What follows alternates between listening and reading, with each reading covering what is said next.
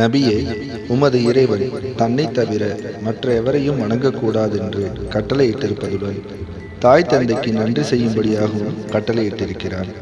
உம்மிடம் இருக்கும் அவர்களில் ஒருவரோ அல்லது இருவருமோ முதுமையை அடைந்து விட்ட போதிலும் அவர்களை வெறுட்டவும் வேண்டாம். அவர்களை நிந்தனையாக சீ என்றும் சொல்ல வேண்டாம்.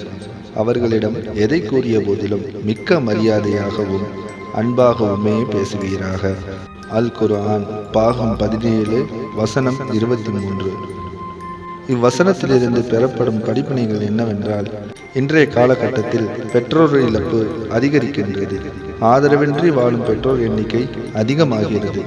ஆனால் இஸ்லாம் பெற்றோரை புறக்கணிக்க அல்ல, அவர்கள் மீது பற்று காட்ட, அன்பு செலுத்த கட்டளையிடுகிறது. அல்லாஹ்வின் விருப்பம் பெற்றோரை மதிக்கிற ஒருவனே உண்மையான முஸ்லிமானவன். நாம் அனைவரும் நம் பெற்றோருக்கு நன்றி செலுத்தும் வாழ்க்கை வாழ்ந்தால் அதுவே நம் ஜன்னத்தின் பாதைக்கு சுலபமாக்கும். எனவே பெற்றோர்களை மதித்து அல்லாஹ்வுடைய பொருத்தத்தை பெற்று நன்மக்களாக ஆகுவதற்கு அல்லாஹ் தௌஃபீக் செய்வானாக.